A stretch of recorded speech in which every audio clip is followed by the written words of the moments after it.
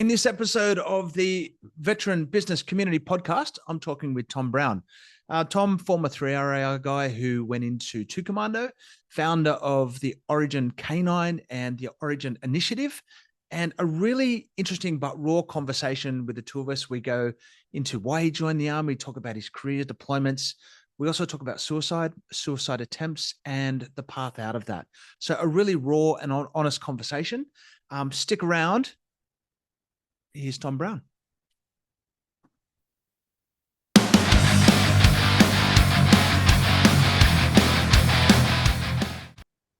On this episode of the VBC podcast, I'm chatting with Tom Brown from Origin K9. G'day, Tom. How are you? Good, Pete. How you going, man? Mate, I'm really well. I don't know where I keep bumping into 3RAR guys from, mate. I don't know where it's 3RAR guys just love a good bit of self-promotion, mate, but it's great to have you on today. Yeah, mate. I guess there's a lot of egos drawn towards, elite airborne units. No, absolutely, mate. Well, I'll get back to it later, but I was lucky enough to have my first posting in 3. But before we get to all of that, mate, where did you grow up and what made you want to join the Army? Man, I grew up eastern suburbs of Sydney, so the beautiful eastern beaches, so like Bondi, Bronte, Clovelly.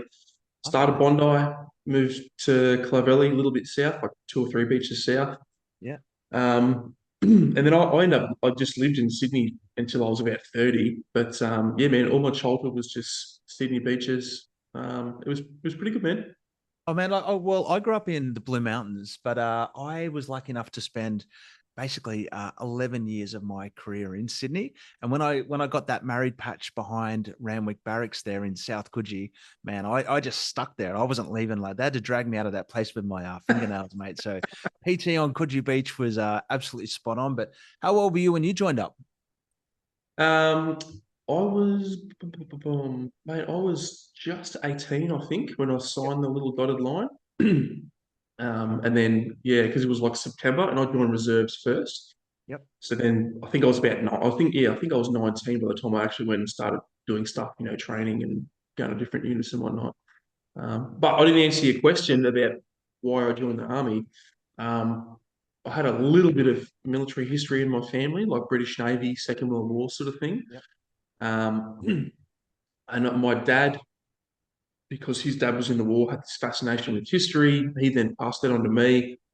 Mate, I've always been a bit of a different cat. Sort of always found myself a bit different to the other kids in the playground. So I just didn't fit in school. I just sort of wanted to get out of there, and I was looking to leave. And my dad was like, "Oh, what are you going to do? Fire brigades, cops, sort of thing." He worked for those kind of service industries in the IT world, and then he mentioned the army, and then just like the history thing, and then him mentioning the army just kind of meshed for the first time. And then, mate, I've just was like obsessed from that moment. And So that's was it it. always infantry? Was it always going to be infantry for you? Actually, my sights were set on commandos from like pretty much day dot. Yeah, Okay. like he suggested the military, and I was like, oh wow. And as a young boy, you think infantry when you think of the army, because especially if you've read military history, for the most part anyway. And I started to dig into like what jobs I can do, and I think I looked at like infantry and combat engineer first. Yep. And then then I saw the DRS program, so the direct recruiting to special forces, and then mate, I was just hooked on that from pretty much day one. So let's just run through what units were you in? Did you do a bit of the rounds of the RAR before you got to 3? No, no. So because I joined the reserves first, I had to do a bit of Gotcha. reserve time, and I got posted to Singleton. And then because I got posted there doing that TSP role, it was a bit of a proxy, plan me party, non-tactical admin, dog's body sort of role. So because I sucked it and did that one for a year, they said, "Well, you get your choice of battalion." So I was like, 3 back to Yeah. Sydney. Wanted to jump out of planes and do some cool stuff, and I knew that the commandos were there as well. And then, then I went from 3, did a few years there, did a trip overseas, then came back, and then went to two commando after that, and that's where I rounded out my career, two commando.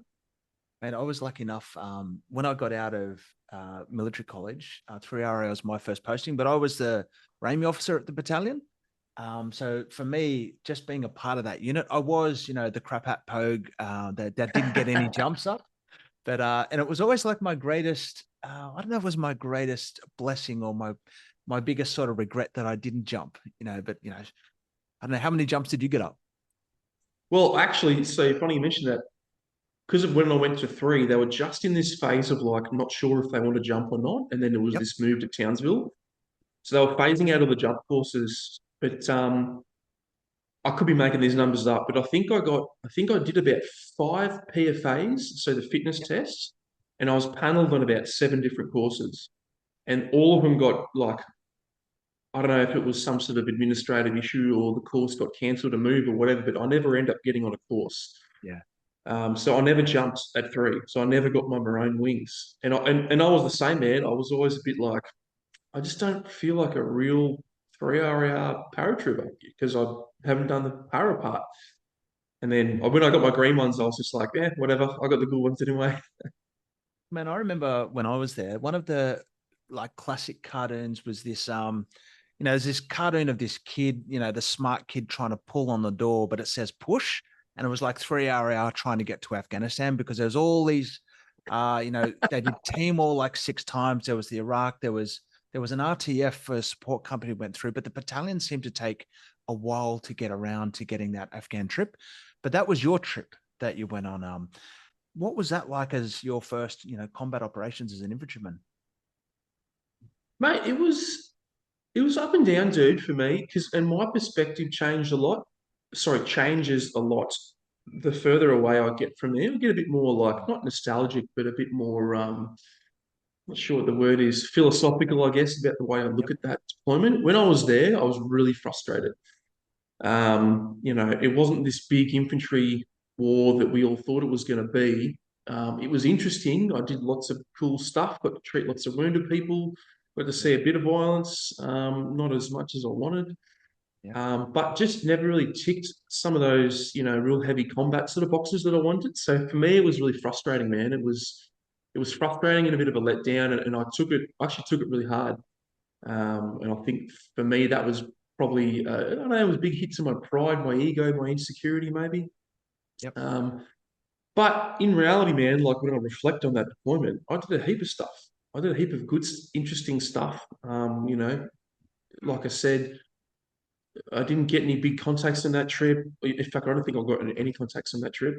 Um, and yeah, man, yeah, it was an interesting trip for my first one, but it wasn't the big box ticking.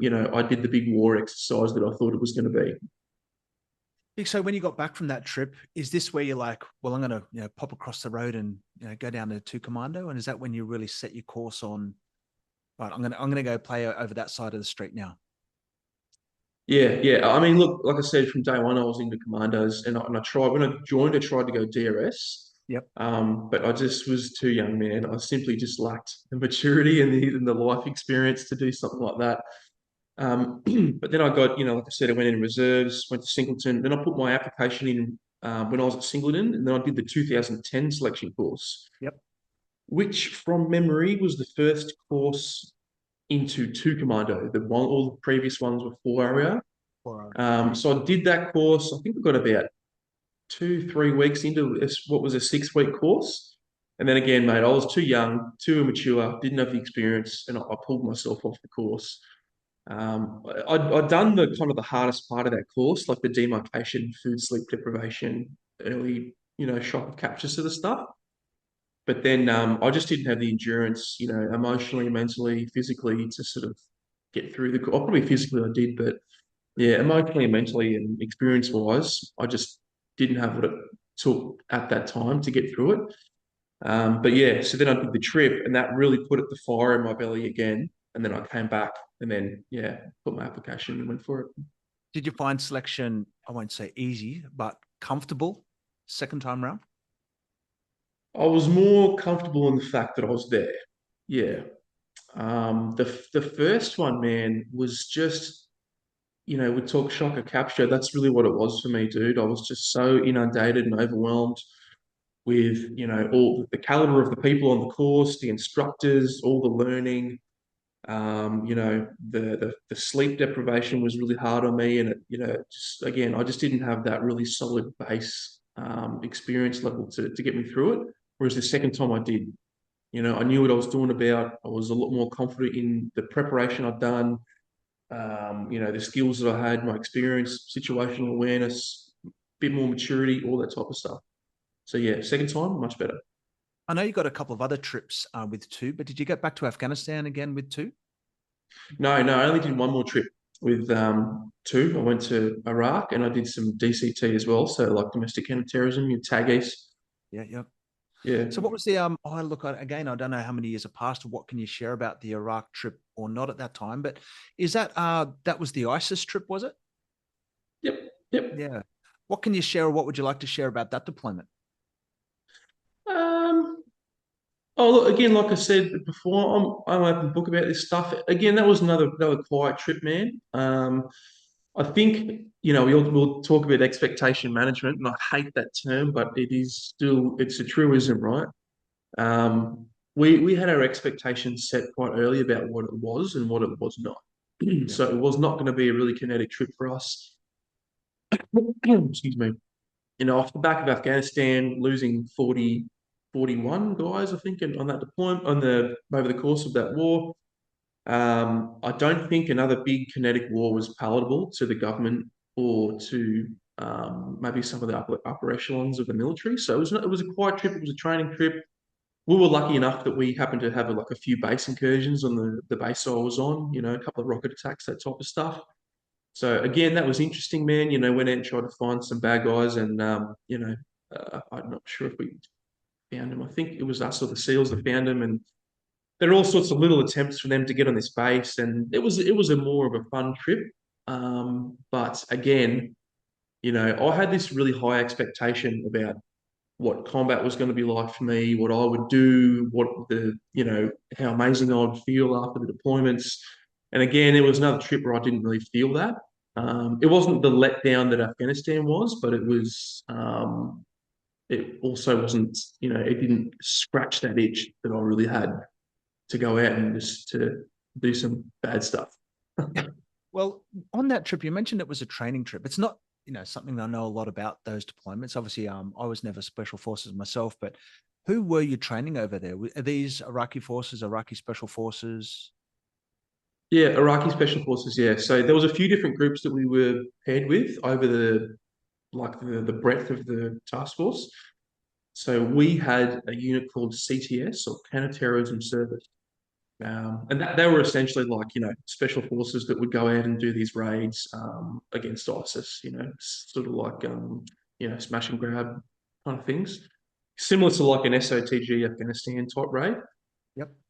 So yeah, we just train them to do that, train them with tactics, marksmanship, vehicle operations, first aid, map reading, all the normal sort of basic soldier skills, man. And it wasn't like the, let's say, like the Vietnam training teams where you were out with them during contacts. It was just more training back at the base, TTPs, drills. Training back at the base, yeah, yeah, and that was the frustrating part, and the part that we had our expectations managed in quotes Yeah. early. And the only real frustration was excuse me, the only real frustration was that we were trying to get out with them all the time, but it was just denied, denied, denied. It was like that's not what we're here for. It's their war, etc., etc. So yeah, like I said, we did try really hard to get out with those guys, but it just wasn't. It just wasn't on the cards, man. Yeah. I'm going to come back and talk about, frustration and a little bit later. But when did you get in touch with the dogs? And that was 2017 back in. Yep. So where's your career leading to here? I imagine you go back to private when you get into commando, sort of reset your career, is it? Or and then how did you get this course, or what got you into dog life? So obviously, like it's like going into the battalions, you've got to do a bit of time before you do a specialist course. Yep. They want some experience, maturity, etc., etc. So I went and did the tag ace for a year, which was awesome. Did the deployment, went and did JLC, did a couple of other little specialist courses around the base, internally to Commando. And then there was another deployment coming up in 2017 because only part of our company went. Mhm. So a bunch of the other guys were going to get a turn going again. And I just sort of opted out. I was just like, not because I didn't want to deploy, but a mate of mine was in the dogs, and he'd sort of G'd me up for like since I was there, we became mates. And he was like, you love dogs. It's a great capability, et cetera, et cetera. And I was vaguely interested. Don't get me wrong, but I was also never like dog obsessed. Like Yeah. I had other mates that were just dog obsessed before they got there, and they just couldn't wait to get to the dog cell. For me, it was just kind of happenstance, and it was there, so it just looked pretty cool. So I was like, yeah, I'll do it. So yeah, the other guys went on the deployment to Iraq again. I stayed behind, did dog course, and then yeah, like I think realistically, obviously, you said you go into two commando, you reset back to a private, or if you're an officer, back to a captain, because we don't have lieutenants. And then the idea is you just work your way up, either rank wise, leadership wise, you get the leadership stream, or you've got your specialist stream. And I guess I was going to go down the specialist stream of dogs. Some people do snipers, some people do JTAC, whatever it is. And yeah, dogs was my thing. So yeah, did the course, pass, and then went back to Delta Company, who I was a part of, and then went back on the Tag East role, but with the dog in 2018. My first exposure of dogs, I was in Timor, and they had the military police over there at the time, who were the dog handlers. And I just remember chatting to one of the lads over there, one of the sergeants. He's a really good bloke. He got me into the suit, or with the big arm thing that the dogs. And I remember he's like, "Yeah, watch this." And so he's like, just make sure that you keep your arm the furthest thing away from your body. And he let the dog off, and the dogs just come on and jumped onto the arm thing. But I do remember him saying, like, these are probably some of the best weapons we've got over here, particularly in a peacekeeping kind of thing, because you got a crowd or something like that, and you let the dog off, everybody runs. Nobody wants to confront a dog in that kind of phase. But were your dogs Absolutely. what kind of work were these dogs doing? Were they, like, I don't know what the right term is, attack dogs, or security dogs, or they're explosive dogs? The term that we used was CAD, so CAD, Combat Assault Dog. Combat And it assault was the dogs. same as so it was the same as the SAS. SAS had their dogs before we did, and they had them through the Afghanistan campaign, whereas we didn't. So they had theirs were all sort of tried and tested, and they did a lot of that, heavy close combat sort of stuff with their dogs. And our dogs did exactly the same role. So yeah, we Combat it's the assault same. It's the dogs. same. Yeah, it's cool. Yeah, it's the same capability. But again, when you're looking at the escalation of conflict, a dog is such a practical. Is this a non-lethal weapon, or is an assault dog a lethal weapon? I mean, look, yeah, they're definitely capable of being lethal, but I guess I think in the PAM somewhere they're a less than lethal option. Yeah, yeah, mate, Yeah, it's hectic. But but I want to come back to frustration, because I often think about the army of today, where there's really not much happening, and that I feel that in inverted commas, I was lucky to be in an operational army where there was just, you couldn't not get a trip, whether it be Timor, Solis, Afghan, Iraq, there was just heaps happening. Um, but the frustration, do you think you feel like you've scratched the itch in terms of wanting that, that heavy combat experience? Is it always going to just be that I, I didn't satisfy what I wanted out of it? no, I'd say to keep using that scratching itch metaphor, like I didn't scratch the itch, but I no longer have the itch. Yeah. I think it took me a long time to come to terms with this, man. But yeah, I wanted to see a lot of heavy combat, and I didn't do it. But for me, I think my assumption was that and I could talk for hours about, where this comes from, childhood, ego, insecurity, self-belief, development of character, rites of passage. For me, it was a rite of what I saw as a rite of passage for me to earn my title as being a soldier or a commando, or this warrior that I wanted to be. And the fact that I never did that was a huge hit to my ego, and it made me feel really insecure about my position, imposter syndrome, that type of stuff. But I kind of figured that, sorry, the earlier version of me wanted to do all that because I wanted to develop my character. I wanted me to be a better person. I wanted rich experiences in my life to, tell stories and grow old with and be this person who was interesting. But let's just say I did a whole bunch of that combat, right? And, maybe I killed some people or had some really intense experiences. In my mind, doing what I do now, being a father, trying to be a good man in my community, that having done that would maybe add some credibility to some people, but I don't think it would enhance who and what I am today. So for me, what I want to be and who I want to be has changed. And, the criteria for me to develop that part of me is not combat. It's not violence. It's like, and I use these words, I use capacity, connection, contribution.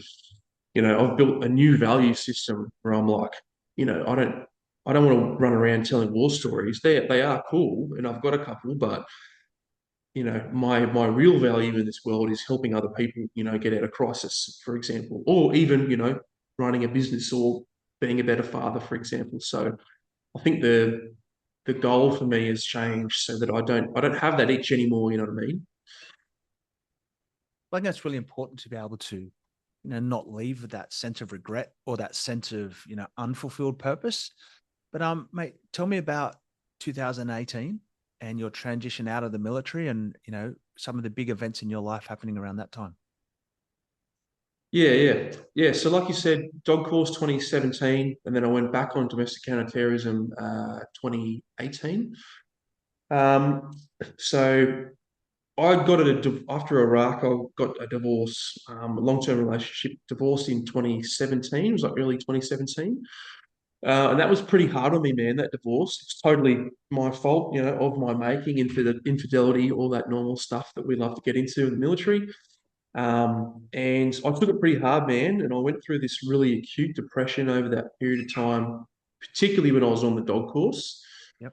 And I was having all sorts of interpersonal conflict with guys. Performance was affected at work. I was really heavily, really heavily depressed. Thinking about suicide all the time.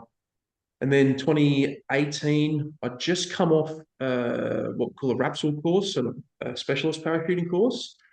Jumping all day, sleep deprivation, big days, adrenaline, all that type of stuff. So I was already pretty worn out from the depression, the divorce, and then that just sort of topped me off, I think. And then a few other little things around that time in the military were changing. There was the IGADF thing going on. There was a lot of identity changes in the military. So a lot of our symbology, iconology was being taken away. I was in Delta Company. Our symbol was the Punisher skull with the Yep. dagger through it. I took that away. So, and all these little things like that, banning beards and stuff and really cracking down on that, uniforms and silly things that we don't care about in SF that is your privilege because you've earned your way there, right? So there was all these big changes. And then, yeah, man, one night I went out with my partner for dinner with one of her friends, came back to our house. And then I just got this like overwhelming sense of loneliness. And I know I can only describe it as loneliness, but what I know now is it was rejection sensitivity. And that's really common amongst people with ADHD, which I've surprised got. And most, like a lot of military people and police, fireys, ambos, those our kind of people, there's a lot of undiagnosed ADHD. So therefore, like rejection is a big thing for us.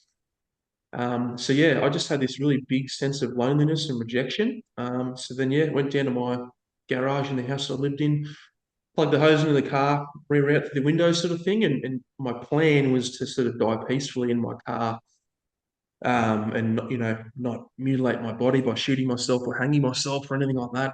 And then obviously I didn't do it. I sort of, was like, well, I don't want my partner to find my body and all sorts of stuff. But I also had this, and call it what you will, but I had this voice in the back of my head somewhere. It was like, I'm here. the voice was like over there somewhere. And it said, you're not done. You've got more to do. That this is not how you end.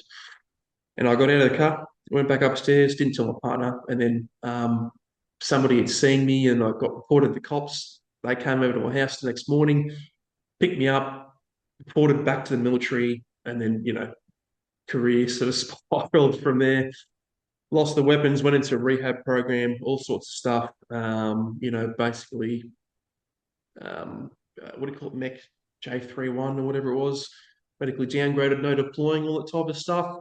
And then essentially from then was, initial response. I always want to make this very, very clear. Initial response from my friends in the military, tip top, great. Yep. They're really good at saving you. But then the distinction between the system and the people becomes very clear after that. People move on, do their own thing. They're not really sure what to do with you half the time, and they're a bit scared of the suicide thing. Yep. So they'll either move on and do what they're doing in life, career, because they're busy, or they'll avoid you because they're not sure what to do. They don't want you to, they don't want to say something to you and then you just spontaneously kill yourself. I think is what they think. And then the system itself basically just let me down after that and did next to nothing. So then I was sort of mismanaged basically over the next year and a half. And then I ended up discharging in, officially, it was like December 2019. But I went on leave, I think it was about August, thereabout, long service and whatnot. Moved up to Brizzy and then had plans to join Queensland Police, which then fell through. Hence why I got into business. Mate, well, I appreciate you, having the bravery to share, your story.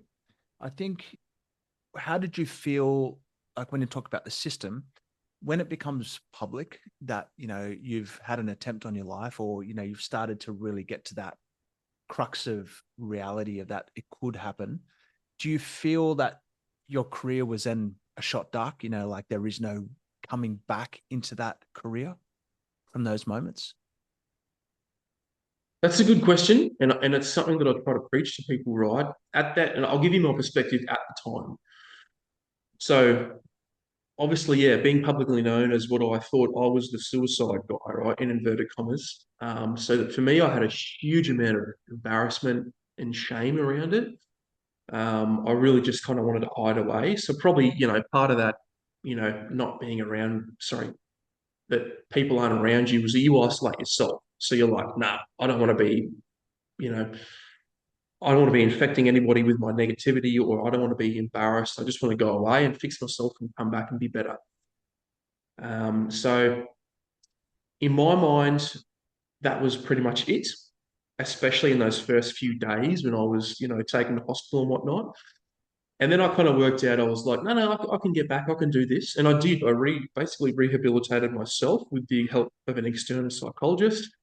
And I upgraded back to Mech J11 or J21, whatever it was, with restrictions. But I was up again and deployable, had my weapons back in the teams. And, potentially looking at deploying again and being a commando again long term.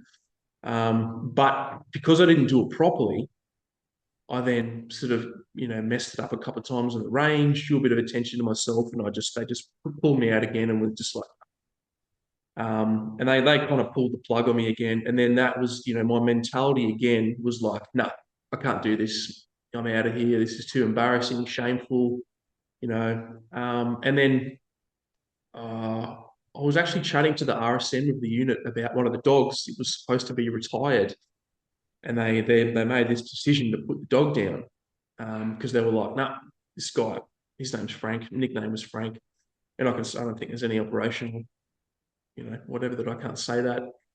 Don't care if there is. Guy's massive fuckwit, so happy to say that. Hello, my puppy, my little children looking at me over there, by the way. And he said in basically the same sentence, without a hint of irony, he said, it's not worth plugging you back into the machine. So that was kind of the systemic mentality that, once you're kind of broken, then you're broken. That there's no sort of hope for you. Obviously, that's not true. You absolutely can. I mean, I did it. I actually rehabilitated myself from, suicide attempts to back doing domestic counterterrorism with live weapons, explosives, on helicopters at night, with a dog, all that type of stuff in the course of about 12 months. It can be done. I don't know. No, Baba. How old's your little Sorry. one? I got a 1-year-old and a 1-year-old and a 3-year-old. Mate, boys or girls? Yeah, two girls. Two Oh girls, mate. no, Well, I've got, one I sec, got, mate. I think they're gonna come in. I'll bring them over to say good day, mate. I got two boys. I'm lucky enough to have a 7 and a 9-year-old, mate. So it's like I said, this is really interesting in terms of like a massive shift of identity between being, a self-identified warrior. And I loved how you use that term warrior.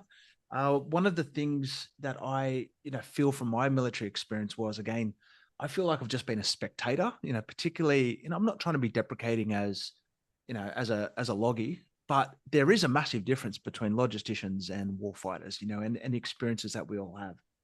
And one of the things I remember you saying to my civvy mates was, when you go to the, you're signing your passport, what's your career? There's people out there that should have the right to put warrior, in that box in terms of what do you actually do? No, I'm not one of those. So you've gone from like warrior to, again, this phase of being broken. And, it's important to recognize that it is a phase and not something that you're stuck into. But where is this new Thomas come from? Are these pivotal moments now just really driving, the next chapter of who you want to be in your life? Yeah, pretty much, man. And look, it was a very slow process. So I'll finish that thought from that last question because it was a good question, man. And I don't think we touch on this and talk about this enough. I think that a lot of people think, and I did at the time, that having a mental injury, going through crisis, especially when it comes to like a suicide attempt, that is the end of your career, and that you then go on, write a book, stand up on a stage with a cold shirt, doing a PowerPoint presentation about mental health. That's, I choose to do this because I never gave myself permission to actually recover properly and then go back to doing my career. I couldn't get over the embarrassment and the shame. And shame is, again, I don't want to go down too many rabbit warrens, but shame, I think, is one of the biggest killers for our people for exactly that reason that you were saying before. I never jumped when I was at 3, never felt like a real warrior. I was a spectator, frustration with deployments, et cetera, et cetera. So if you have this idea about what your identity is, and for me, it was that I was a warrior, and then that was flipped on its head. And my perceived experience was so different from what I thought my ideal experience was. In that gap is the shame, it's like I'm not good enough, or I'm an imposter, I never did X, Y, Z, blah, blah, blah. And that's where a lot of that negative identity comes from. But I think you've got to really realign what the goal is. For me, it was that I wanted to do violence and, I wanted to kill people. I wanted to be in combat. I wanted to do more deployments. I wanted to do X, Y, Z, and those are not like, yes, they are admirable outcomes for that role. But in my mind, I don't think that they are admirable goals, like long-term and healthy goals for sustainably being a human for the course of like 80 something years. Because at one point you're going to be like, well, I can't kill people anymore, or I can't see combat anymore. You've got to have a long-term idea about who and what you are. And that was what I had to do, man. It was fucking painful to go through it because I just, I thought I was this one thing. Turns out that I wasn't. And then I was like, well, who am I? What am I? And that, that's where the suicide thing came in. And there was this really hard process to then come to terms with all of that and, be like, well, I'm not that anymore. I didn't get it because of, opportunity and chance and, maybe some of my own effort, etc., sabotage myself. So going through that process, man, you've got to kind of come to grips with the ugly part. That's like, you know, maybe you did do all that stuff. Well, now you've got to do something different. maybe you didn't do that stuff. Also, now you got to do something different.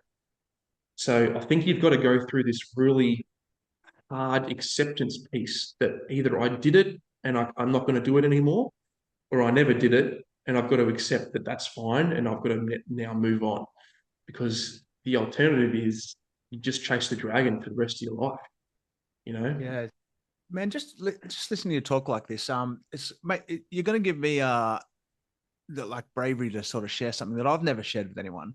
But when I was in Afghanistan, man, I was having a pretty rough time. I had basically what a dear John, broke up with a ex when I was over there, and it was midnight in Sydney when I was in Afghanistan, and I had my 9 mil, and I did put it in my mouth and tasted it. So but it was loaded, but I didn't actually cock it. It wasn't like at action. It wasn't actually, it was sort of it was almost like a taste or a bit of an experiment, or I was just so gutted that the metal tasted. I just remember the taste of the metal.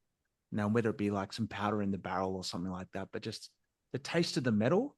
But I literally, my current wife and a couple of other people know, but I never told anyone in the military because I thought the second that I share that, I'm done.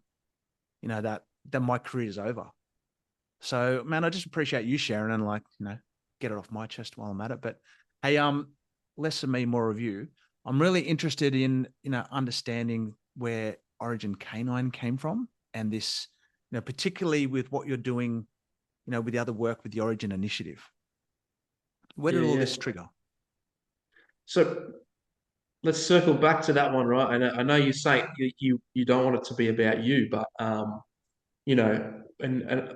I don't want to sort of sound cheesy or condescending, but I massively appreciate that you share something like that because dude, that's why I do what I do. Mm. And how many people have you told that to? Oh, probably not more than 5. I don't reckon. Well, And how many people now are going to know about it watching this podcast? oh well, you'll be my Two more. 4th listener, mate. There's between you and my mum, that's about it. But no, look, but at the same time, it's I've never been one to overly, it was a moment, and that moment was significant but small in the big picture.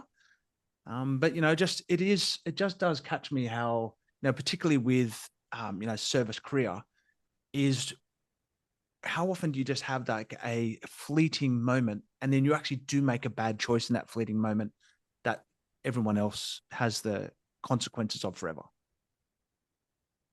And that's why I wanted to circle back to it because for me, I went through this really long, drawn out process, right? This very clear, divorce, depression, identity, suicide, recovery, bumpy road, da da da da, and then, kind of out the other side, better, right? But, mate, the reality is some people don't go through that process. Mm. They go through a divorce, something happens in the space of 24 hours, they make a decision, and that's it. They're done. Yeah. No, nobody saw it coming. You said you put it in your mouth and you tasted that metal. Dude, there's something powerful about that because when I was sitting in the car and I remember I could hear the gas, or I thought I could hear the gas, and for me I was like, that sound is death, and I don't like that sound, and I don't want to go through this. I wanted the pain to end, but I didn't want to die. To put a pistol in your mouth and to taste that cold steel, you're now confronting the reality of what your decision might have done. And it's a fucking ugly one. It's nasty, man. Who wants to do that? And, you know, all it took for you to, something you've said to less than 5 people, or, max 5 people, to now say to dozens, hundreds, thousands who haven't been listening to this podcast, what does that take? I share a bit of my story with you. You open up, you say it, and then now, maybe a lot of people in your family circle go, "Hey, Pete, I didn't know that about you. Can you tell me about it?" Or, "Hey, I had XYZ Mm. experience." And then they open up to you, and then they've got permission to reconcile their experience and go, man, I never did what Tom did. I never did what Pete did. I don't deserve to want to kill myself, but I did think about it, and it was similar to yours. It was 24 hours. Something happened, and I wanted to jump in front of a train or a car. All right. And then they have a chat to you, and then they can reconcile it, and they don't feel like a worthless coward anymore, because that's the perception we have about suicide. And dude, that's the power of vulnerability, and that's the power of sharing your story and talking and being open. And yeah, like I don't think we can skim past that one, man, because like you sharing that is, believe it or not, way more powerful than me sharing my story. I've told my story 1,000 times. Like I can go into the nitty gritty way more than I am now. But you share something that you've only ever shared with 5 people. That's the power, bro. That's where that power is, man. Yeah, look, I really appreciate that. And I think that too is one of the reasons I ask myself is, why do I do VBC? Why do I do the veteran business community? And I think, apart from, my sense of purpose and direction is I'm just so passionate about the people that we served with, and that the fact that on this side of service, I just think I have an amazing life. Like I literally got back from India and Sri Lanka a couple of days ago, took the kids, played heaps of street cricket over there. I absolutely loved it. I'm blessed that I get to travel. I go overseas, 3, 4, 5 times a year. My life is really good. And I would just love, to be able to share with other people who've served that, this is very a single issue zealot. Business is my delivery source on how people can empower themselves. But it's just the people, man, in the community, the people that we served with. I don't know. It's just maybe birds of a feather flock together kind of thing. Yeah, yeah, absolutely. And that's what you do with the podcast, and that's what that story did as well, right? So, like I'll put a word to your story means. It means hope, Mm. right? And it's the same as my story, right? Because you just told us how good your life is. You fly around the world, you speak to people that are interesting, you do whatever you want through business. You've got a 7 and a 9-year-old boy, and all of that could have never happened if one night in Afghanistan you put that pistol in your mouth and you actually pulled that trigger because of a divorce that you went through that at the time was the worst thing in the world. And And I yeah, think people need to hear that, man. That they need to hear that the worst thing in their life that has ever happened that makes them want to end and never be on this planet is one day going to be a distant memory that you don't even think about. a fleeting thing that's just not even a big deal anymore. Yeah. So tell it, mate, Origin Canine, because that came before the Origin Initiative.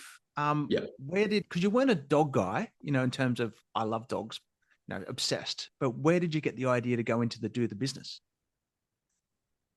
Mate, same place I think most businesses come from, dude. There was a need, there was a niche gap in the market. So I was like, well, if not when, now. If not who? Sorry, if not me, then who? So I was like, Yeah. I'll do it.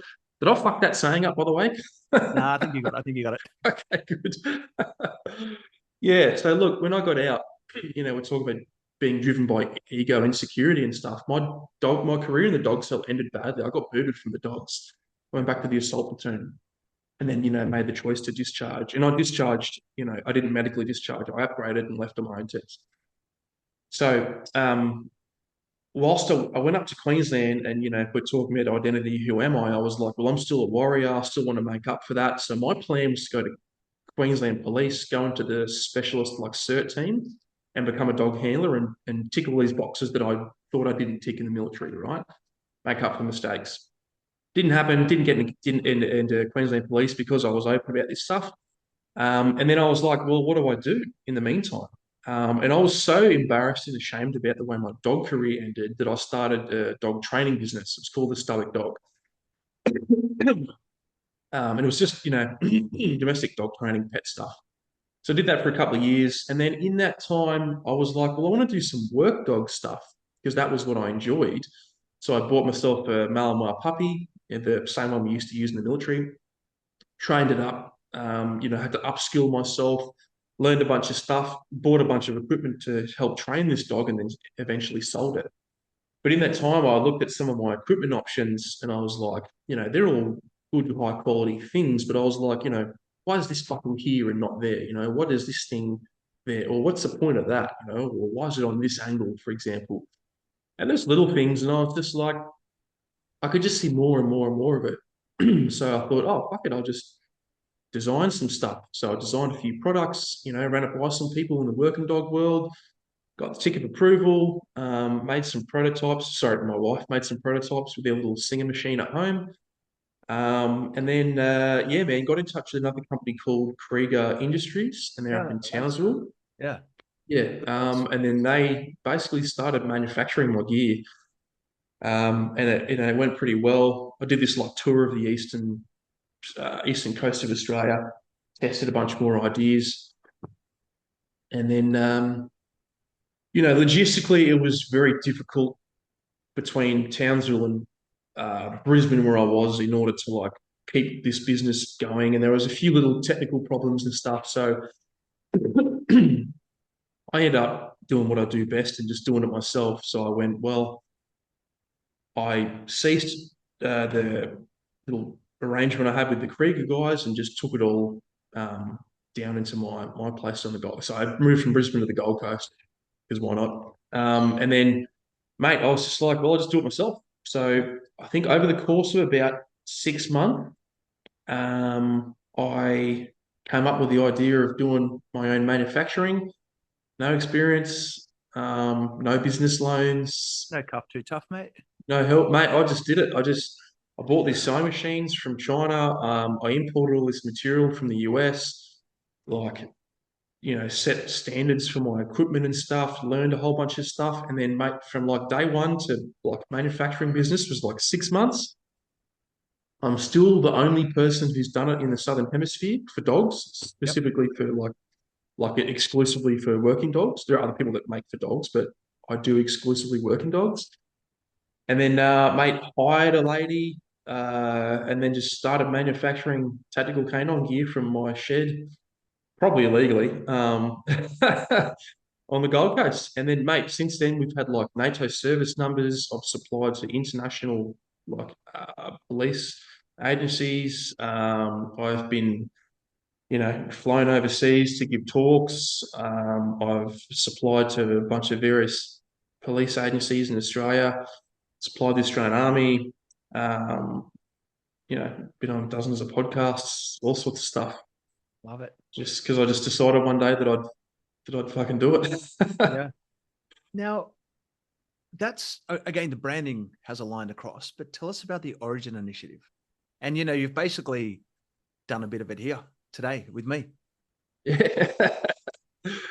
And it's funny, mate. I don't like in what we just sort of were speaking about before. I don't have to prompt anyone or ask any questions most of the time, right?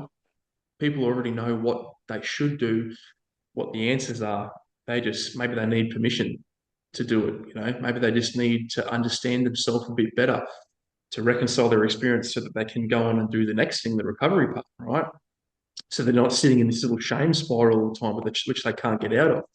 So half of what I do, sorry, I'll circle back in a minute to the how and the why, but half of what I do is just give people permission to go through what they know that they should already go through. But so Origin initiative comes from obviously when I talk on podcasts, the reason Origin Canine started was because of my suicide attempt and depression and all, divorce and all those ugly things, organizational betrayal, identity, transitioning out of the military, all of that stuff is integral to how Origin Canine started. But over the course of running that business, man, I've been like, you know, I've ticked all those boxes. If what I wanted to do with Origin Canine was contribute to the canine world, I've done that a thousandfold. I've made up, a thousand times what I did wrong in the military and in the dog cell. And I was like, like I was saying before, my value system is, contribution is one of my big values. So I was like, well, I've done the big contribution through Origin Canine. What else can I do? How else can I give back and do more and contribute and make this planet a better place? And don't get me wrong, I love Origin Canine. I love providing that gear. I love the creative process and some of the business processes, meeting people, supplying. It's been fucking awesome. Um, But when I talk about this stuff on the podcast and the the suicide attempt and whatnot. I get more responses from that, more reach out from that than I do anything else, hands down, by far. So I've always sort of paid attention. You can tell I'm reasonably intellectual, and I pay attention. I remember things. I can codify things to a degree, explain them. I can communicate. So it was late last year. It was late last year, and two different people reached out to me. So a guy in the US was friends with the American guy I had on my podcast. And he runs this thing. In fact, I'm wearing that T-shirt now. It's called ALECA, the Arizona Law Enforcement Canine Association. Yeah, serendipitous, right? Or coincidence. Anyway, they reached out and they were like, "Hey man, we have a mental health speaker every year at this big conference. Boz, you're got a half a schmick. Do you want to have a chat?" I was like, "Yep, sweet." Told him a bunch of stuff similar to what I've told you, and he was like, "Yeah, man, cool. That sounds great. Do you want to come over and do it?" And I was thinking in my head, I was like, I was going to fly myself there. I'll pay my own accommodation, et cetera, give the speech. And I was like, fuck yeah, I'll do it. Knowing that I was going to pay my way there. And, They you know, shout you, did they? 100%, mate, they flew me there, flights, accommodation, car hire, speaker fee. They hosted me at these little events and stuff. It was amazing, man. And that was my first ever speaking gig. It was an international, fully funded one. To some people that I've never met based on like one conversation. Yeah, good. So, for that, it was hugely validating. But I was like, man, I actually got something worth saying, like I've got something worth saying, and I can actually help people with my experience and what I've learned. And at the same time that this other guy reached out, a guy down at Victoria Police reached out, and they just lost a dude to suicide. And he was like, my friend Sean O'Gorman, ex-police officer, I had him on my podcast, and we're pretty good mates. So we talk about this stuff a lot. And this guy down at Victoria said, "Hey man, I've heard you and Sean. Do you guys want to come down and have a chat to my boys?" And it was like a specialist unit down there. We just lost a guy. Do you mind sharing your experience and sort of helping us, come to terms with this thing and understand it? So, same thing. It was funded, flew us down there, flights, accommodation, car hire, speaker fee, et cetera, et cetera. Flew us down there, spoke to their guys, did another one the next day. And then, a few months later, Andy Cullen reached out to have a chat at the end of one of his reboot trauma recovery courses. So I did that one as well. Just had Queensland Police recently reach out as well.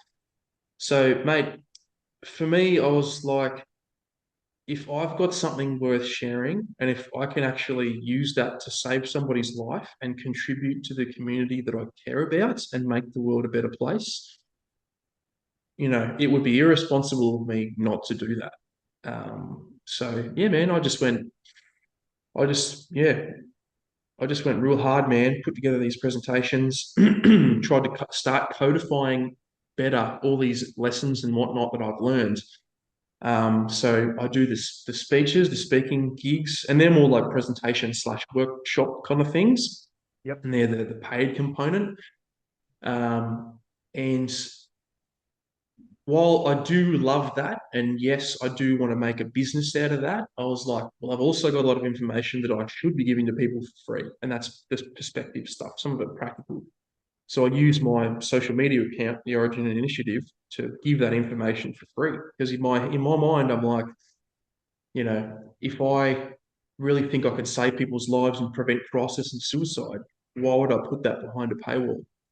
So I do the same thing, but one's paid, different flavor, different structure.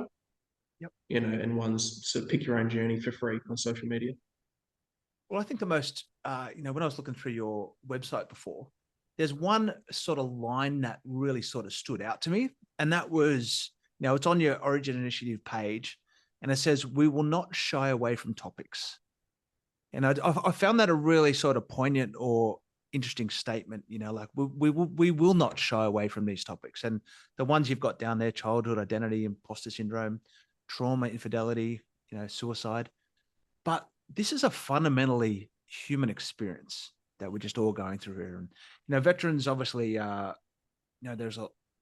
we do have different challenges. We don't own the suicide space, but we definitely have significant challenges as a community in what, in the way that, particularly just the rates are just terrible. It's just terrible.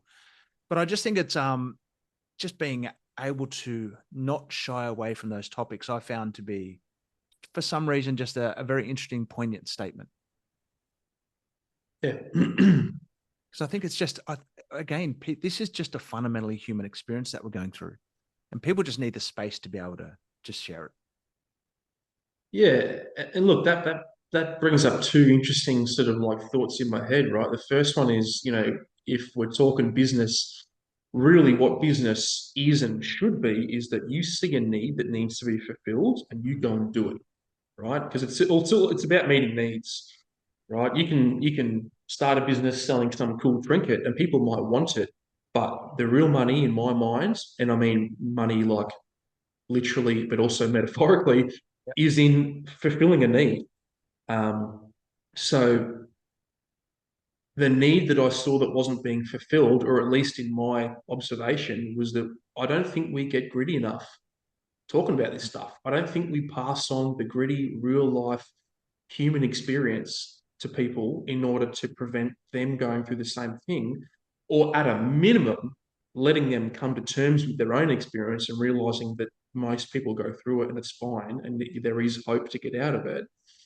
But the other point you bring up is that really it's just about the human experience, right? So, we're on a business podcast, but we've not mentioned cash flow, spreadsheets, marketing, sales, operations, or how to spread your bank, how to, set up your bank accounts. We've not talked about any of that because I find myself in this weird little space in business where, the business I'm in is the business of the human experience.